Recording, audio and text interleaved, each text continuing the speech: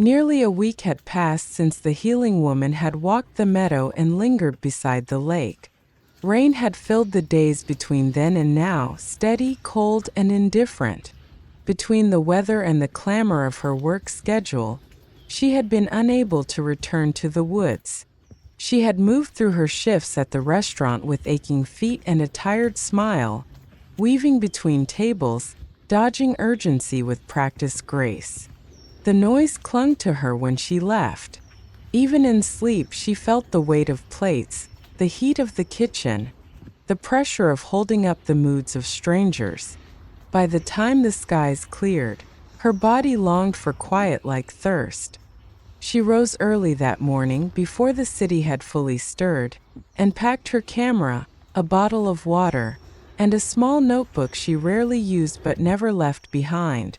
She drove with the windows cracked, letting the cool spring air cut through the last threads of tension from the week. At the trailhead, she lingered for a moment before stepping out, her breath rising faintly in the chilled morning air. The woods stood before her, waiting, not demanding, not inviting, just there. She entered the trail beneath a canopy of oaks, maples, and birch, their trunks mottled and damp from days of rain. The forest floor was soft and rich beneath her boots, coated in layers of pine needles, leaf litter, and moss. In every direction, the woods exhaled that particular scent only old forests know: wet bark, clean rot, and something green rising from below. This time, she didn't follow the trail to the marsh or the lake. This time, she sought the deeper woods. She walked slowly, camera ready but not always raised. The path narrowed as she went, and she welcomed it. It felt as if the forest was funneling her into itself, asking her to draw closer, to listen harder. Above her, the branches thinned in places and opened into windows of pale spring sky. She tilted her head back and watched the light move through the high limbs. When the angle was right, she lifted her camera and took several perspective shots, looking straight up where the trees seemed to reach forever, converging like spokes on the wheel of the sky. As she wandered deeper, birdsong filled the air like a woven thread between trees. Chickadees flitted near the lower branches, and robins rustled in the underbrush. Once she caught sight of a pileated woodpecker in the distance, its red crown flickering like flame through the gray bark and green moss. She crouched low, holding her breath, and waited for it to turn. It did, just briefly, long enough for her to press the shutter and catch the outline of its wing mid-stretch. She moved off trail toward a small rise covered in thick moss and scattered stone.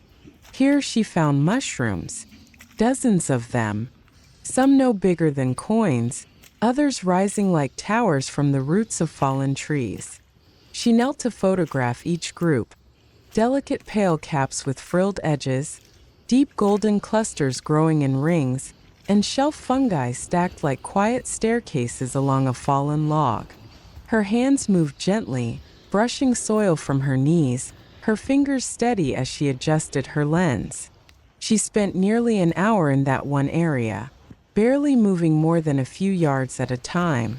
In between shots, she simply sat. And in that stillness, the forest began to reveal more. Ants moving in silent processions over bark. A garter snake coiled in a patch of sun near the base of a tree, unbothered by her presence.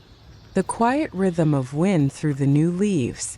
The sound of a single twig breaking somewhere behind her, not threatening, just another life passing through the woods.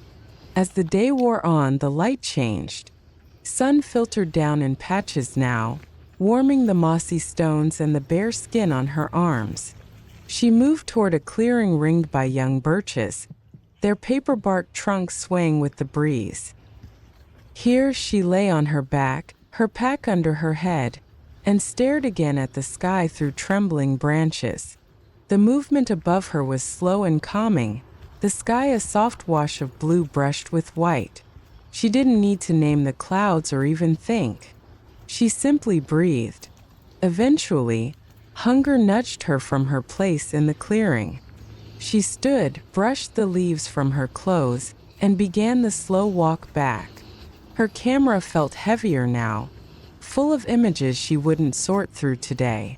Today was not for reviewing or editing. It was for remembering how it felt to be out here, unspoken to unjudged and unrushed. As she neared the edge of the forest, the wind picked up, rustling through the treetops with a low, steady hush. It wasn't quite music, but it felt like something close.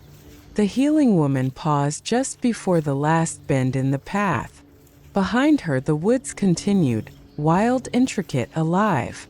She turned slowly, one final time, to take a photo of the trail vanishing behind her. Not because she needed proof, but because she wanted to mark the moment she had been whole enough to notice everything. Then she slipped the camera over her shoulder and stepped quietly into the rest of her day.